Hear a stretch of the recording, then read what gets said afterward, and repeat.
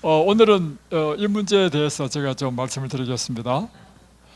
많은 사람들이 이제 채식을 하게 되면 채식이 건강에 좋다라고 해서 이제 채식을 많이 하잖아요. 그럼 사람들이 염려하는 것이 있습니다. 뭐냐면 채식을 하면 단백질이 부족하지 않을까. 그 대부분의 사람들이 염려합니다. 그렇게 생각하는 이유는 무엇인가 하면 단백질 하면 사람들의 생각 속에는 고기를 생각하기 때문입니다. 그래서 고기를 먹지 아니하면 단백질이 부족할 텐데 이렇게 많은 사람들이 오해를 하고 있는 것이죠. 이 오해에 대해서 제가 단 한마디로 속 시원하게 풀어드리겠습니다. 여러분, 이 지구상에 가장 크고 힘센 것은요, 초식동물일까요? 육식동물일까요? 초식동물입니다. 예를 들면 소 보십시오. 소는 풀만 먹잖아요. 풀만 먹는데 살이 이렇게 찌고 그 뼈 보십시오. 뼈 얼마나 튼튼합니까? 말도 그렇죠. 다음에 코끼리 보세요. 코끼리. 그 동물의 왕국 보면요, 사자가 코끼리한테 꼼짝 못합니다. 기린 이런 것들. 그래서 여러분, 채식만 한다더라도 절대로 우리 몸에 단백질이 부족하지 않습니다. 그러면 왜 사람들이 육식하면 이제 단백질 하면 육식을 생각하고 채식하면 단백질이 부족하다고 생각할까요? 그 이유는 이것입니다. 사람의 몸의 이 구조와 동물의 몸의 구조가 비슷하기 때문에 동물을 잡아먹으면 우리 몸에 필요한 모든 것이 다 충족된다고 생각하기 때문입니다. 그런데 풀을 먹는 것은 그렇지 않죠. 그렇게 생각하기 때문에 그렇습니다. 1996년 코넬 대학의 캠벨 박사와 예일 대학의 치튼텐 교수가 연구를 했는데요, 잘 훈련된 운동선수를 대상으로 연구를 했습니다. 그들을 육식만 했을 때 체력 지수를 측정하고 그로부터 다시금 채식만 한 5개월을 시킨 다음에 체력 지수를 측정해 봤습니다. 그러니까 채식할 때가 35% 이상 향상되었다는 것입니다. 예. 그러면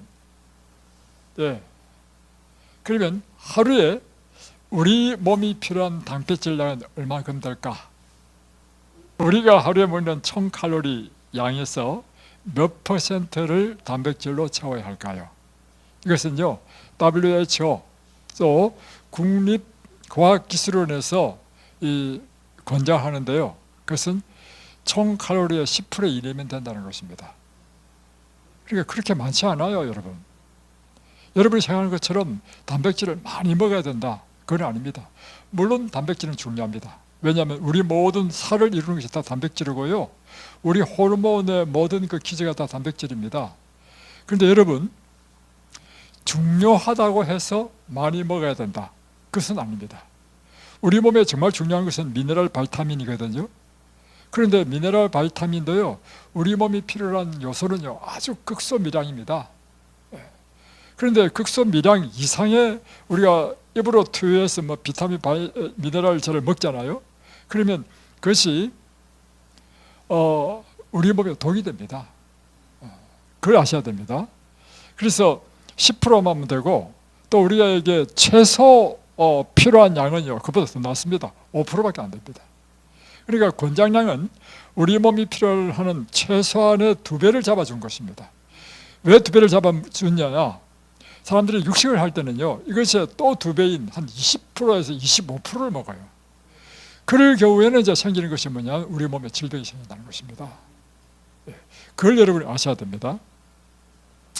자, 이제 먼로와 크림이 연구했는데요, 하루에 한 사람이 오직 한 가지 식품만을 먹을 때 단백질이 부족할 것인가?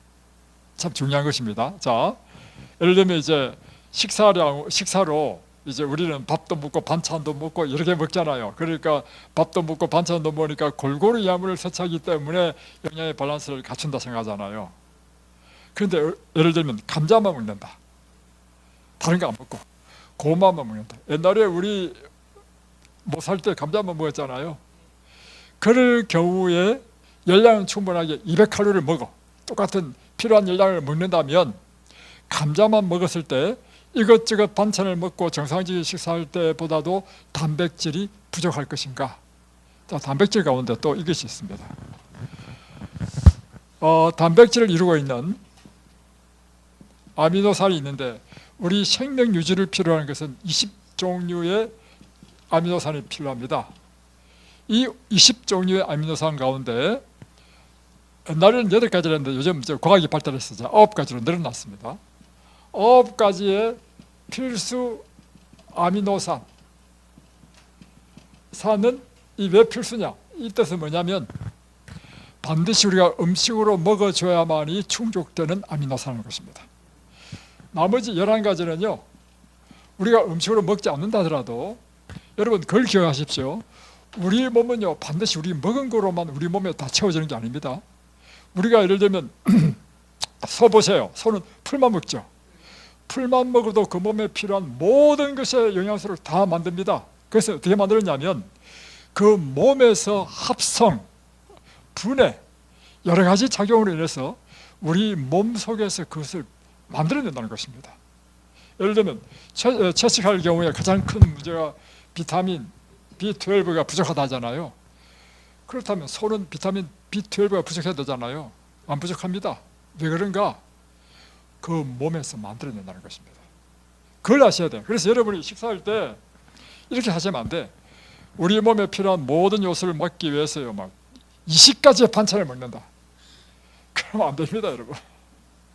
3-4가지만 먹어도요, 오히려 이것이 건강이 더 좋은 이유가 뭐냐면 그 3-4가지만 먹어도 우리 위와 장에서요, 분해, 합성하면서 우리 몸에 필요한 모든 걸 또 만들어낸다는 것입니다.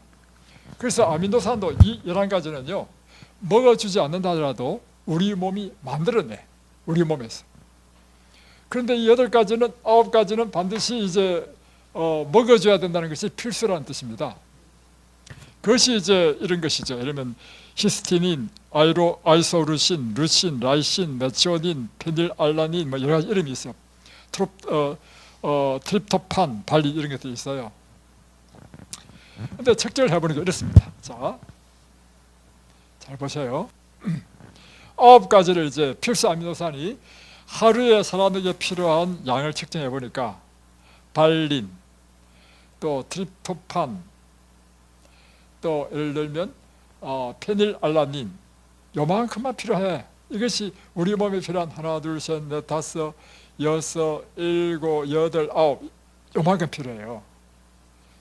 그런데 감자만 먹었어요. 감자만 먹었는데 요거는요, 그보다 더 많아. 두 번째, 이 요소도 이거보다 더 많아. 모든 9가지 요소가요, 사람에게 기본적으로 필수 아미노산 하루에 필요한 양보다 더 많아. 이게 지금 과학적인 자료를 지금 여러분에게 제시하는 것입니다. 고마는 어떤가? 고마도 더 많아. 또 뭐냐면 현미. 여러분, 현미는요, 단백질이 굉장히 많은 것입니다. 근데 현미보다 단백질이 더 많은 게 있어요. 뭐냐면 밀입니다. 그래서 여러분 보면요, 밀을 먹는 민족들이요, 다 척이 다 커. 그렇죠? 근데 이 쌀이 그 중에서 영양분이 굉장히 많은 것입니다.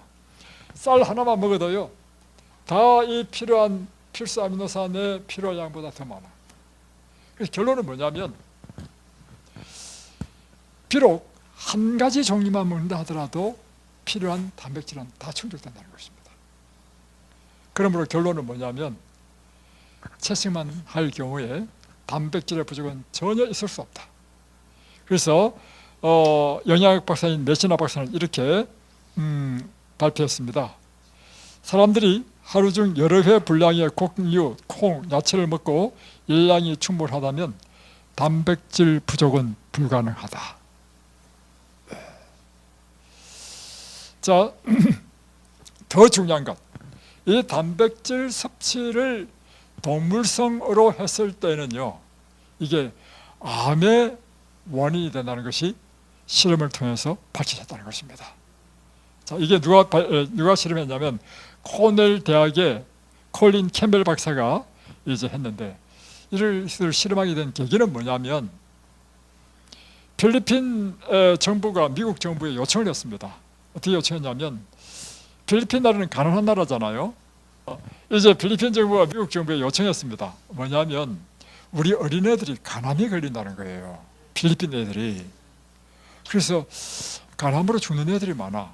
그러니까 이제 필리핀은 가난한 나라이기 때문에 또 과학도 뒤떨어졌고 미국 정부에 요청한 것입니다. 그 원인이 무엇인지 그리고 어떻게 하면 치료할 수 있는지를 좀 도와달라고 요청했습니다. 그러니까 미국 정부가 필리핀 정부의 그 요청을 받아서 어떻게 생각했냐면 필리핀은 못 사는 나라이기 때문에 아무래도 영양이 결핍됐기 때문에 강한 환자가 많을 것이다. 그러므로 영양학의 대가인 이 콜린 박사를 보내야 되겠다. 콜린 박사는 그 당시에 세계적인 최고 권위의 영양학 박사였습니다. 콜린 박사가 딱 가지고 관찰을 했어요. 관찰을 딱 해보니까 필리핀 아이들이 먹는 버터가 피넛버터였습니다. 그런데 이 피넛버터가 시간이 지나면 쩔잖아요. 쩔면요 아프라톡신이라는 이 곰팡이가 끼면서 이것이 발암물질이라. 발암물질이 생긴 이 쩐 땅콩 피넛버터를 먹으니까 암이 생긴다는 사실을 발견했어요. 그런데 더 놀라운 사실은 뭘 발견했냐면 똑같은 아프라톡신이 있는 피넛버터를 먹는데 가난한 집안의 아이는 간암이 안 걸려. 부자 집안의 애만 간암이 걸려. 야, 그거 이상하다. 근데 가만히 살펴보니까 가난한 집안은요 고기를 못 먹고 부자 집안 애는 고기를 먹는 거야. 그러니까 똑같은 아프라톡신이라는 발암물질을 먹는다 하더라도 땅콩도 그거 단백질과 지방이 많죠. 식물성 단백질과 지방은 암을 일으키지 않는다는 사실입니다. 그런데 육식의 단백질을 섭취하는 사람이 아프라톡신과 딱 결합하니까 암을 일으킨다. 그래서 그걸 발견한 다음에 이 콜린 박사가 미국으로 와가지고요 계속해서 단백질과 암의 발생의 관계를 연구했습니다. 연구하니까 놀라운 사실을 발견했는데 이제 카세인이라 하는 소의 우유를 재료로 그 단백질을 만든 것이 바로 카세인이라는 것입니다. 여기에다가 아플라톡신을 섞어가지고 이제 먹여봤단 말이야. 먹였는데 단백질을요 5%를 먹여서 5% 정도만 섭취하고 했을 때는요 암이 안 생겨요. 비록 아플라톡신이라는 발암물질을 섭취했다 할지라도. 그런데 20%로 증가하니까요 암이 생겨. 다시 또 5% 다시 떨어뜨렸어. 그러니까 자라던 암이 다시 줄어들어 버려. 와. 자, 카세인이라는 단백질은요, 잘 보세요. 카세인 단백질은 무슨 단백질입니까? 동물성 단백질입니다. 그래서 이번에 어떻게 실험했냐면요, 이렇게 실험했습니다. 이 단백질을 카세인이 아닌 미래 단백질이라든가 어떤 콩의 단백질, 이와 같은 식물성 단백질로 넣어줬어요. 넣어주니까 5%대도 안 생기고요, 2%까지, 20%까지 올리더라도 아플라톡신 집어넣는데도 안 생겨요. 놀라운 발견을 한 것입니다. 그러니까 여러분, 암 환자는요 반드시 뭘 해야 된다? 채식을 해야 된다.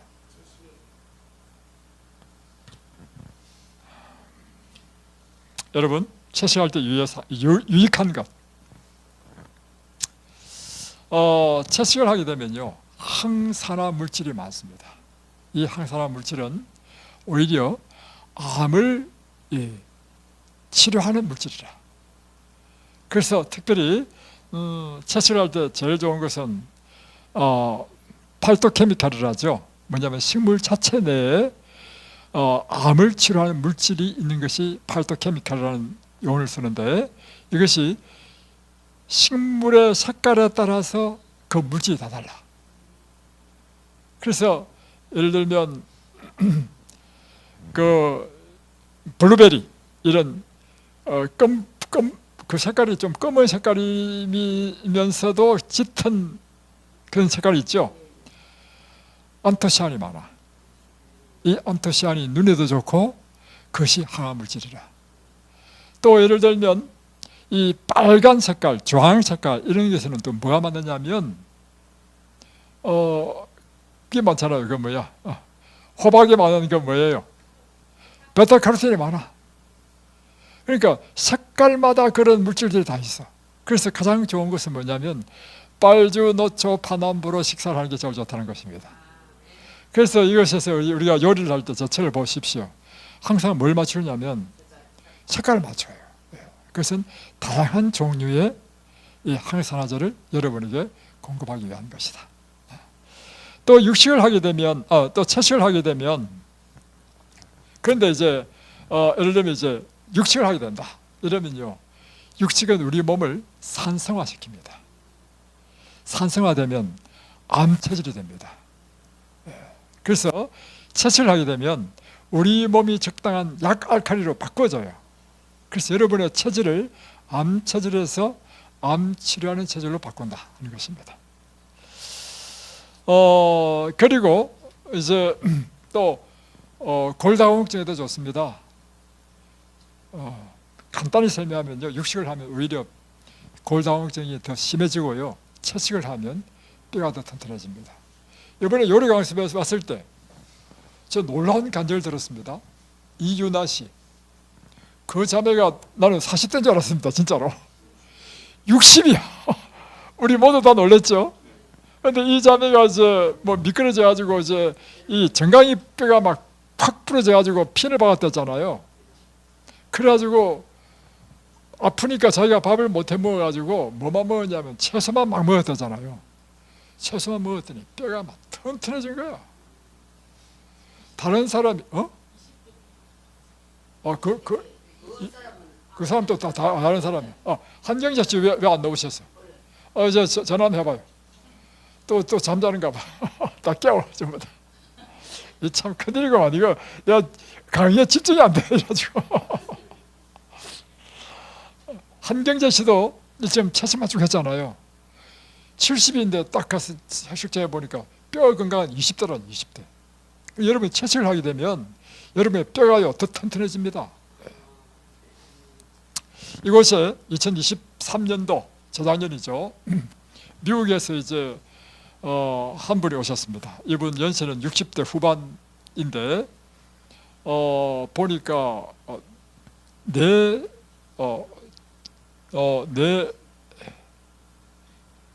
이분이 그 두 번 쓰러졌어. 뇌경색으로.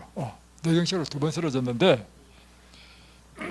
3일간 반신불수가 돼가지고요, 걷지도 못하고 말도 못하는 그런 상태가 됐습니다. 그래가지고 이분이요, 하나님께 간절히 기도했대. 할 일이 없으니까. 근데 이분이 이제 여기 오셨는데 참 그분 마음이 참 순수하더구만. 67세 되셨는데 기도할 때마다 그렇게 막 눈물을 흘리고 그리고 우시더라고. 그래서 왜 우시냐 물으니까 하나님 은혜가 너무 크대. 참 마음이 참 순수하신 분이더라고. 그래서 이분이 좀 걷지도 못하고 뇌경색이 돼가지고 이제 말도 못하는 사람이야. 하나님께 간절히 기도했대. 그러니까 3일 만에 회복이 됐어. 그래서 걷게 된 거예요. 걷게 됐는데 뇌경색이 한번 오면 반드시 한 번 더 온대. 두 번 또 왔대. 두 번째 와서 또 다시 기도했대. 기도해가지고 또 3일 만에 또 다시 회복된 거예요. 그런데 이분이 뇌경색이 왜 왔느냐? 고기를 많이 먹어서 그래요. 왜 고기를 많이 먹게 됐느냐? 잘 들어보세요. 이분이 20대부터 통풍이 있었습니다. 통풍이 있어가지고 이 통풍의 통증이 굉장히 심한가 봐. 이분 이야기 들어보니까 발이 부어서 신발을 못 신을 정도였고 3일에서 일주일 동안 통풍이 오면 지속이 된대요. 그러면 그 얼마나 아픈지, 그래서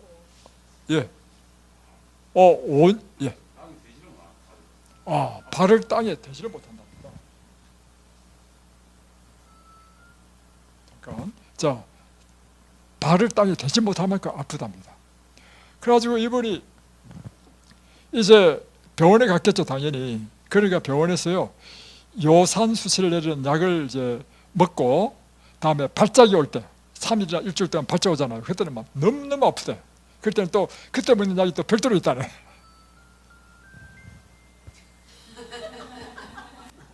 오늘 집중이 안 되네. 여보, 이거 당신이 전화 좀. 참, 이거.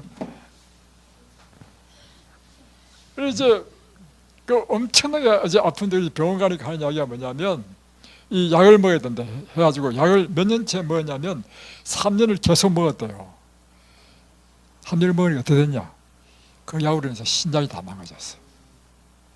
그래가지고 신장의 기능이 60% 떨어져가지고, 그러니까 의사가 하는 이야기가 뭐냐면, 당신 이제 신장 내과로 가봐라 하는 거야. 신장 내과 의사가 하는 이야기가, 당신 이 신장이 안 좋으니까 이제는 음식을 바꿔야 된다고. 특별히 채소에는 포타슘이 많기 때문에 채소를 먹으면 안 된다고. 그리고는 현미밥 먹어도 안 되고, 현미밥에 포타슘 많거든요. 밥은 흰밥만 먹고, 다음에 채소를 먹지 말고 날마다 손바닥 크기의 고기를 먹으라 했대. 그래가지고 의사의 말 맞더라. 여러분 잘 들어보시죠. 너무 재밌죠. 여러분도 여기 안 오면요, 다 그렇게 의사 시키는 대로 다 했을 사람들입니다. 여러분이 뭘 합니까? 의사 시키면 의사대로 말대로 할 거지, 그죠? 이 사람이 열심히 의사 시키는 대로 했단 말이야. 날마다 흰밥 먹고 채소를 하나도 먹지 않고 손바닥만한 소고기를 먹었더니 이게 통풍의 또 찌약이야. 통풍은 더 심해지고, 근데 문제는 신장이 더 좋아져야 되는데 신장이 점점 나빠져가지고 60%에서 30%, 나중에는 13%까지 떨어졌어. 지금 이 사람한테 죄가 있습니까? 죄가 없어. 왜냐면 의사 시킨 대로 했는데. 그러니까 13% 되니까 의사는 뭐 전혀 책임도 안 져. 이제 당신 이제 투숙해야 되니까, 그 투숙하기 전에 이제 교육받는 데가 있대. 그 가서 투숙을 하는 교육을 받고 투숙하라고 이렇게 하는 거라. 그러니까 이 사람 날벼락이야. 투숙 받으면 그때부터 인생이 힘들어집니다. 여행 못 갑니다.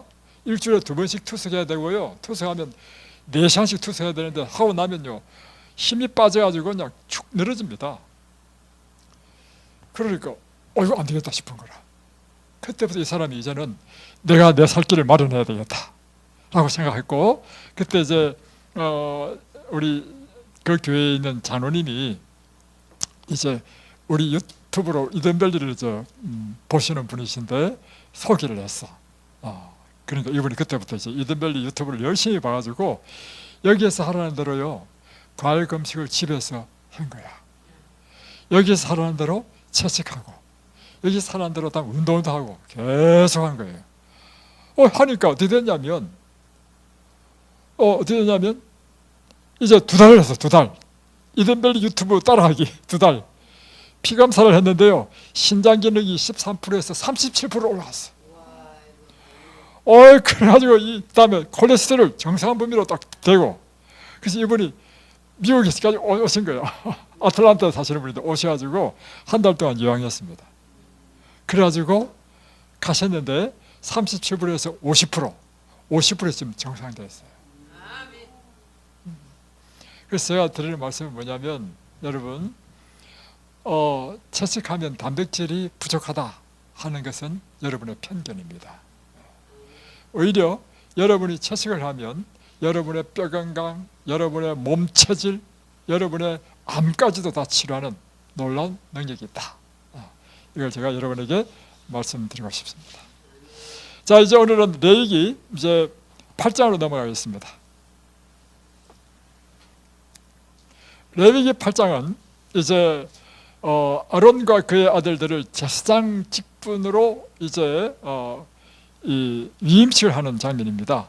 특별히 아론은 대제사장의 이제 직분을 갖게 되었죠. 자, 한번 보겠습니다. 여호와께서 모세에게 말씀하여 이르시되, 너는 아론과 그의 아들들과 함께 그 의복과 관유와 속죄제의 수송아지와 수양 2마리와 무교병의 한 광주를 가지고 온 회중을 회막문에 모으라. 자, 이제 이 아론과 그의 아들들을 제사장 직에 위임하는 위임식을 온 백성 앞에서 하는 것입니다. 그래서 온 백성 앞에서 하기 위하여 이 제물로 속죄제 제물인 수송아지와 수양 2마리 그리고 무교병 1광주를 가지고 오라는 것입니다. 그리고 이제 입힐 의복과 관유, 그 머리에 부을 기름, 관유를 준비해서 이제 준비하고 온 백성을 모으라. 그래서 백성들이 모였습니다. 4절, 모세가 여호와께서 자기에게 명령하신 대로 하여 회중이 회막문에 모인지라. 모세가 회중에게 이르되 여호와께서 행하라고 명령하신 것이 이러하니라 하고, 모세가 아론과 그의 아들들을 데려다가 물로 그를 씻기고, 자 이제 먼저 하는 일이 뭐냐면, 자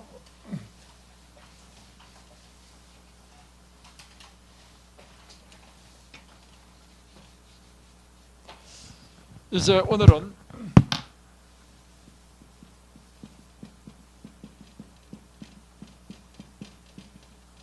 제사장 위임식을 하는데, 첫 번째 하는 일이 뭐냐면 모세가 제사장인 아론을 말하고요, 씻기라.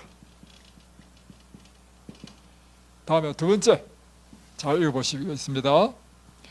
아론에게 속옷을 입히며, 또 모세가 아론에게 속옷 입히고, 다음에 띠를 띄우고, 다음에 곁옷을 입히며, 그 다음에 에봇을 걸쳐피고, 다음에 에봇 장식들을 띄워서 에봇의 장식띠, 그리고 에봇을 몸에 메고 팔찌를 보면 흉패를 붙이고, 여기도 또 뭐냐면 흉패 우림과 둔림을 넣고.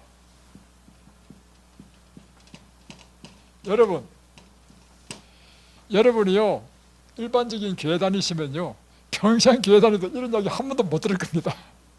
무슨 교회에서 레위기 이런 8장 제사장의 위임식을 가르치겠습니까? 오늘 여러분이 이곳에서 한번 배워보십시오. 아주 깊은 의미가 있습니다. 자, 9절, 그의 머리에 관을 씌우고. 자, 머리에는 관을 씌우고, 다음에 그 관이 전면에 금패를 붙이고, 또 금패를 붙여요. 다음에 곧 거룩한 관이라 여호와께서 모세에게 명령하신 것과 같았더라. 10절, 모세가 관유를 가져다가, 이제 관유로, 이 기름입니다. 기름. 관유를 가져다가 성막과 그 안에 있는 모든 것에 발라 거룩하게 하고. 자, 이 관유를 어디에 바르냐면 성막과 모든 기구에 다 발라. 첫 번째. 두 번째는 11절, 제단에 7번 뿌리고 또 그 제단과 그 모든 기구와 다 바릅니다. 물두멍 받침을 발라서 거룩하게 하고. 12절, 이 관유를 아론의 머리에 붓고 그에게 발라 거룩하게 했다. 자, 다음에 또 어디에 붓냐면 아론의 머리에 붓습니다. 그래서 이 제사장 위임식에요, 아론의 아들들한테는 기름 안 붓습니다. 오직 한 사람, 아론에게만 붓는데, 이것은 이 관유를 머리에 붓는 것은요 대제사장에게만 붓는 것입니다. 자, 이것을 제가 그림을 한번 그려보겠습니다. 자, 이 모습을 그림을 그려볼게요. 아론이 이제 있습니다. 아론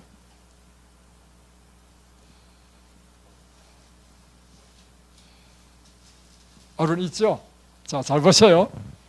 첫 번째, 속옷을 입히라. 속옷을 다 입혔습니다. 속옷은 다 흰 색깔, 흰 옷입니다. 흰 속옷. 띠를 띄어라. 허리에 띠를 띄었습니다. 다음에 곁옷을 입히라. 다음에 이 밖에 곁옷을 입히는데, 이 곁옷은요 푸른 색깔입니다. 이게 어디 나오냐면 출애굽기 28장에 보면 제사장의 옷 만드는 모든 내용이 다 기록되어 있습니다. 그것을 기초로 해서 제가 지금 말씀드리는 것입니다. 다음에 에봇을 입히라. 에봇은 뭐냐면 요 곁옷 위에다가 이제 앞치마처럼 요렇게 다음에 요 아치마치는 요만큼만 있는 좋게 비싼 것, 여기 에봇입니다. 에봇을 입히고 다음에 장식들을 해라. 장식들은 뭐냐면 요 견대를 붙여요. 견대, 이런 보석을 물리는데 이 보석에다가 이스라엘의 12지파를 6개씩 이름을 기록합니다.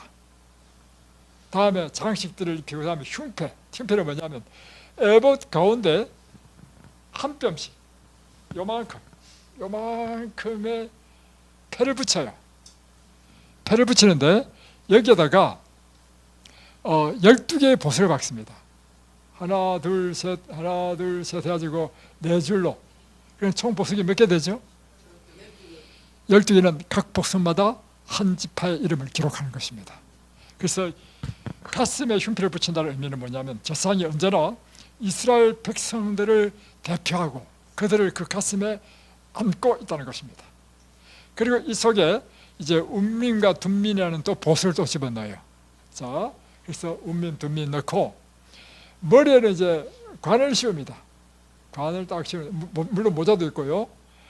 관을 씌우는데 이 관 가운데 금패를 또 딱 붙여. 금패. 이 금패에 기록된 게 뭐냐면 여호와께 성결이라고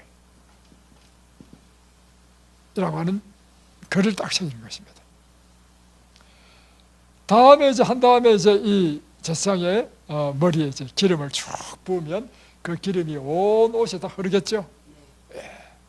이렇게 해서 제사장을 이제 세우는 위임식을 거행한다는 것입니다.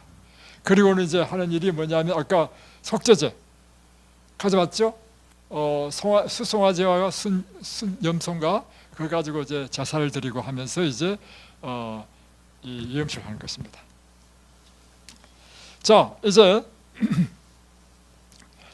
이 내용을 가지고 이제 우리가 살펴야 될 영적인 귀중한 진리를 발견해야 됩니다. 그것은 무엇인가 하면 이 레위기서에서 제물을 언급할 때마다 뭐 수송아지, 순염소, 수양 할 때마다 반드시 이제 나오는 말이 있습니다.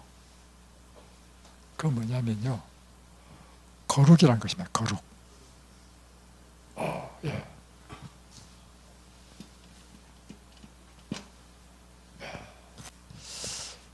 그리고 다음에 이제 또 이 제사장도 뭐냐면 제사장도 하나님 앞에 거룩이란 표현을 사용하고 있습니다. 예를 들면 관주가 거룩하니, 뭐 속옷 거룩하니, 모든 것을 할 때마다 거룩하니. 그래서 특별히 이제 예를 들면 제사장이 되기 위해서는요, 3가지 조건을 갖춰야 되는데 아론의 계보만 제사장이 될 수 있습니다. 그래서 구약 성경에 보면 족보를 그렇게 많이 중요시하죠. 그래서 이제 바벨론의 포로로 잡혀갔다가 다시 돌아올 때 에스라스 보면 제일 먼저 나오는 게 뭐냐면 돌아온 사람들의 족보를 다 기록하고 있어요. 어떤 지파에 누구라고 다 기록하거든요. 그 이유가 뭐냐면 그 중에 제사장이 될 수 있는 사람은 오직 아론의 계보의 사람만 될 수 있다는 것을 나타내기 위해서 하는 것입니다. 두 번째는 무엇이냐면 이 제사장이 되기 위해서는요, 흠이 없어야 돼요. 그래서 흠이 없는 자만 이제 이 제사장이 될 수 있었고, 그러니까 육체적인 흠이 없는 사람이어야 된다는 것이죠. 그래서 상처 난 것이나 어떤 흠도 이 성소 안에 들어갈 수 없었다는 것입니다. 다음에 이제 제물도 마찬가지인데요. 제물도 속죄제든 화목제든 무슨 제물이든 반드시 앞에 붙는 것이 뭐냐면 흠이 없는 제물이라고 했습니다.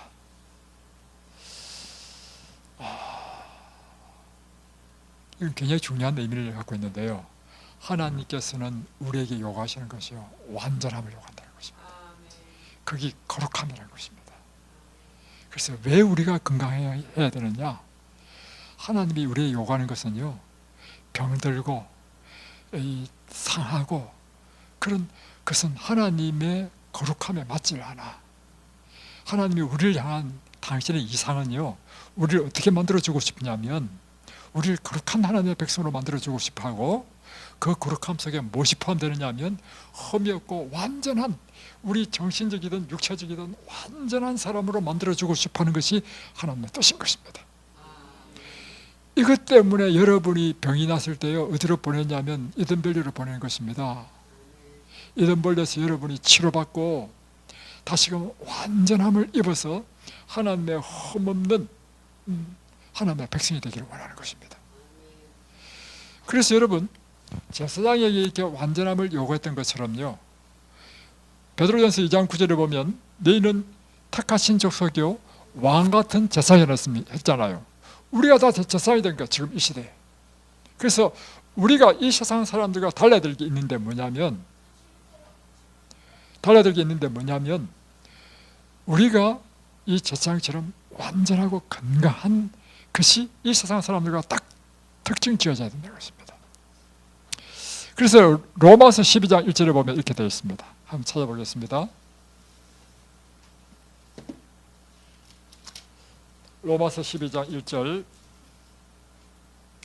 그러므로 형제들아, 내가 하나님의 모든 자비하심으로 너희를 권하노니 너희 몸을 하나님이 기뻐하시는 거룩한 산 제물로 드리라.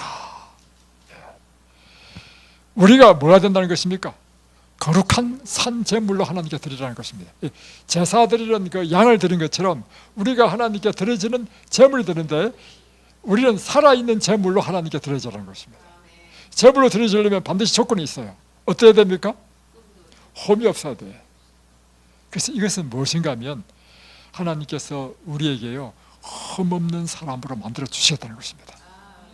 이 흠없는 사람을 만들어 주는 것은요, 여러분의 영과 혼과 몸이 완전하게 해서 흠없는 사람을 만들어 준다는 것입니다. 그래서 2절에 보십시오. 너희는 이 세대를 본받지 말고 오직 마음을 새롭게 함으로 변화를 받아 하나님의 선하시고 기뻐하시고 온전하신 뜻이 무엇인지 분별하라. 두 번째 나오는 것이 뭐냐면 여러분의 마음을 새롭게 해주신다는 것입니다. 하나님께서 여러분에게 해주시는 것은 뭐냐면 여러분의 몸을 새롭게 해주고, 두 번째로 여러분의 마음, 여러분의 영혼을 새롭게 해준다는 것입니다. 다음 두 번째 우리가 생각해야 될 것은 이것입니다. 이 아론을 대제사장 직분에 세운 데 있어가지고 특별한 것이 있어. 뭐냐면 아론이 이제 대제사장 되려면 몸을 깨끗하게 정결하게 하고 성결하게 몸을 씻고 옷도 다 새 옷으로 다 입거든요. 그러면 아론이 직접 목욕하고 아론이 직접 옷 입으면 되잖아요. 성경을 자세히 보십시오. 어떻게 되냐면 다시 레위기 한번 보십시다. 여러분, 그래서 성경을 오늘도 이제 아침에 건강 체크할 때 이야기했지만, 여러분 이 우리 이든밸리 유튜브를 할지라도요, 여러분 듣는 거로 만족하지 마십시오. 여러분의 하루 새 삶 가운데 반드시 여러분이 직접 말씀을 읽고 여러분이 그 말씀을 여러분의 밥을 100번 씹으라죠. 그처럼 여러분의 이 영적인 양식인 말씀도요 100번을 씹듯이요 깊이 묵상해가지고 이곳에서 영적인 양식을 얻어야 됩니다. 자, 그래서 보십시오. 여기 보면 6절, 모세가 아론과 그의 아들들을 데려다가 물로 그들을 씻기고. 자, 물로 아론이 씻었습니까? 모세가 씻겨줬습니까? 아론이 직접 씻을 수 있잖아요. 그런데 왜 모세가 다 큰 어른인 아론의 몸을 씻겨줍니까? 두 번째 7절, 아론에게 속옷을 입히며 띠를 띄우고 곁옷을 입히며 에봇을 걸쳐 입히고 쭉 나오잖아요. 속옷, 곁옷, 흉패 입히는 것도 아론이 직접 입었나요? 모세가 입혀줬나요? 여러분, 아론이 직접 입을 수 있잖아요. 그렇잖아요? 그런데 왜 모세가 입혀주도록 했을까요? 이건 굉장히 중요한 의미를 갖고 있습니다. 우리의 몸을 씻는다는 의미는요, 우리를 하여금 모든 죄로부터 정결하게 해준다는 뜻이고요, 옷도 역시 무엇을 의미하냐면 옷도 우리에게 흠없는 하나님의 의의 옷을 입혀준다는 것을 의미하는 것입니다. 이 의는요, 우리 스스로 의를 가질 수 없다는 걸 의미하는 것이고, 우리가 하나님 앞에 의로워지는 것은요, 하나님께서 직접 우리를 씻겨주시고 입혀주셔야만이 우리가 의롭게 된다는 것입니다. 그래서 여러분, 그래서 여기서 굉장히 중요한 그 영적인 교훈이 있는데요, 불교는요 그렇지 않습니다. 불교는 뭐냐면 내 수행으로, 내 도 닦는 내 노력으로 내가 스스로 의에 이르고자 노력하는 것이 불교의 이론입니다. 그러나 기독교는요 그것은 안 된다는 것입니다. 그래서 기독교의 진리는 뭐냐면, 우리가 이렇게 되는 것은 전적으로 하나님께서 우리에게 입혀주시고 씻겨주심으로 우리가 이렇게 된다는 것입니다. 이 진리를 가르치는 것이 굉장히 중요한 것입니다. 왜냐? 자 보세요. 내 스스로의 힘으로 하면 한편으로는 내가 뭔가 좀 자긍심이 생겨, 한마디로. 그러나 이곳에서는요 자유가 없고 평안이 없습니다. 쉼이 없습니다. 끊임없이 내가 내 노력으로 뭘 해야 돼. 하나님께서 우리에게 의를 입혀주신다는 것은 완전한 힘을 줘, 우리에게 완전한 자유를 줘. 이야, 저는 옛날에 불교 신자였거든요. 저 도 닦아 본다고요, 인사수도 해가지고요, 저 어린 나이였지만 좌선해가지고요 참선 많이 했습니다. 굉장히 나를요 프라우드하게 만들어요. 내가 뭔가 내 힘으로 뭘 한다는 건요 굉장히 매력적입니다. 왜냐하면 나 자신이 뭔가를 하니까. 그런데요 쉼이 없습니다. 그런데 하나님께서 나의 전체로 입혀주시는 이 의를 딱 경험할 때요 말할 수 없는 평안이 있어. 이야, 말할 수 없는 자유가 있어. 그래서 그때부터 성경을 보니까, 성경은요 창세기부터 요한계시록까지요 하나님께서 우리에게 옷을 입혀주는 이야기로 다 가득 차 있어. 찾아보겠습니다. 창세기 3장 21절. 창세기 3장 21절에 보면, 인간이 범죄하고 난 다음에 인간이 한 일이 뭘 했냐면, 자, 성경책 창세기 3장 11절 찾으셨습니까? 자, 그러면 저를 주목하십시오. 아담과 하와가 범죄하고 난 다음에 일어난 일 있죠. 무슨 일이 일어났습니까?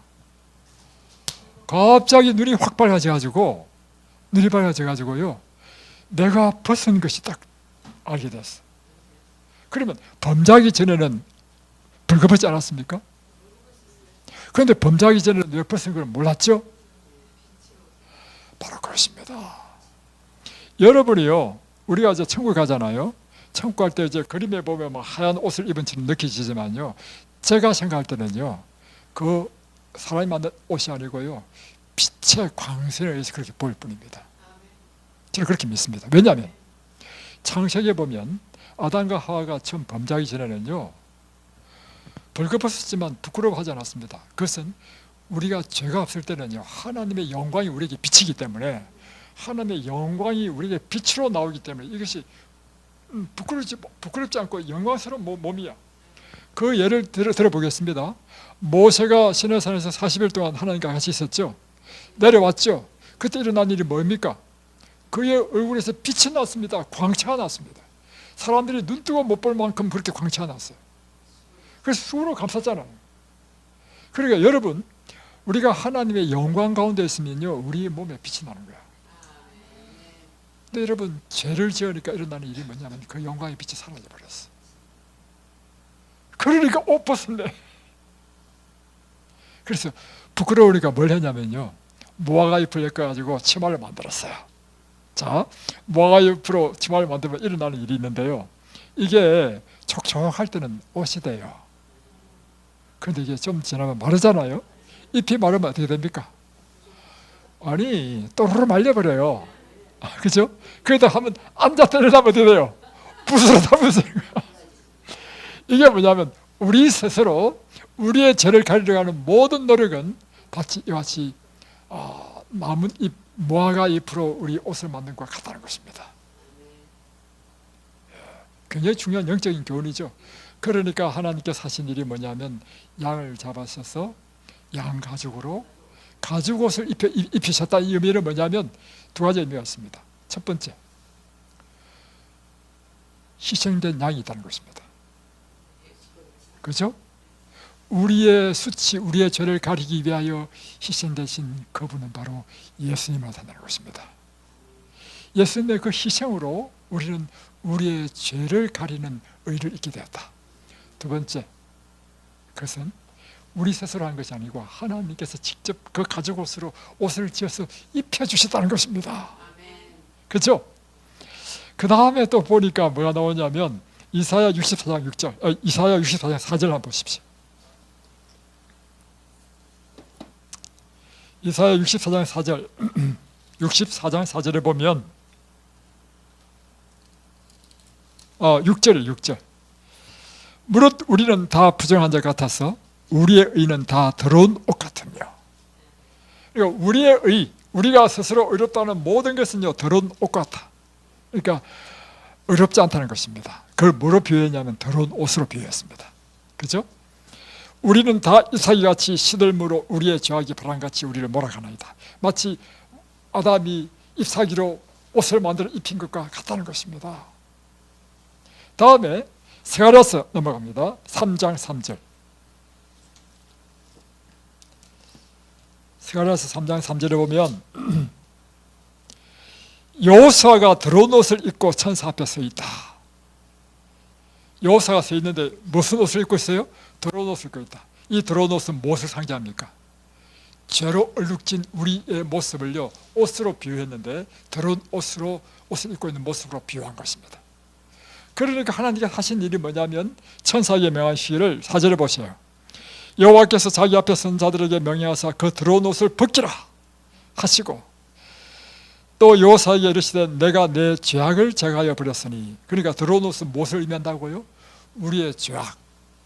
그리고는 5절에 내가 말하되 정결한 관을 그 머리에 씌우소서 하며 곧 정결한 관을 그 머리에 씌우며 옷을 입히고. 옷을 누가 입혀줬습니까? 여호수아가 직접 입었습니까? 천사를 통해서 입혔습니까? 여호와께서 입혀주신 것입니다. 그리고 누가복음 15장에 보면 탕자의 비유 나오죠. 탕자의 비유, 이 탕자가 허랑방탕하는 거죠. 올 때 어떻게 왔습니까? 누더기 옷을 입고 왔어요. 누더기 옷을 입고 아버지 앞에. 이 누더기 옷이 뭘 상징하기 딱 좋으냐면 그의 지나간 생의 모든 더럽고 가증한 죄를 상징하기 딱 적합해. 그러니 아버지가 달려와서 첫 번째 한 일이 뭐예요? 그 옷을 벗겨버렸습니다. 그런 자기가 가장 좋았던 옷을 꺼내서 입혔다는 것입니다. 할렐루야. 오늘 하나님께서 여러분을 위해서 해주시겠다 하시는 것이 바로 이 일을 해주시겠다는 것입니다. 여러분이 여러분 자신을 그리스도에게 자신의 마음을 바치고 그리스도를 내 개인의 구주로 영접할 때 하나님께서 여러분이 하시는 일은 여러분의 지나간 생의 모든 더러운 옷을 다 벗겨버리는 것입니다. 그리고 하나님의 의로운 의의 옷을 여러분에게 입혀주신다는 사실입니다. 그래서 요한계시록 19장에 보면 구원받는 하나님의 백성의 표현을 이렇게 표현했습니다. 한번 찾아보겠습니다. 19장 8절 요한계시록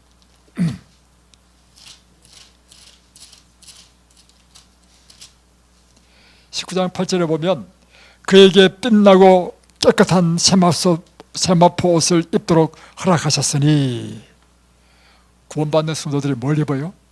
빛나고 깨끗한 세마포 옷, 하나님께서 우리에게 입혀주시는 그 의의 옷을 입은 자들이 구원받은 그 하나님의 백성이 된다는 것입니다. 오늘 우리에게 놀라운 은혜가 있습니까? 하나님께서 여러분을 위해서 뭘 해주신다고요? 여러분의 더러운 옷을 다 벗기셨습니다.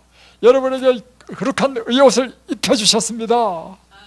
그러면 여러분은 하나님이 입혀주신 놀라운 의인들, 거룩한 백성들이 되었습니다. 그러므로 저는 여러분에게 말합니다. 오늘 하나님께서는 여러분에게 말씀하시기를 너희는 이 만민 가운데 택하신 족속이요 왕같은 젖상이요 하나님 앞에 거룩한 백성이 되었다. 아멘이세요? 기도하겠습니다.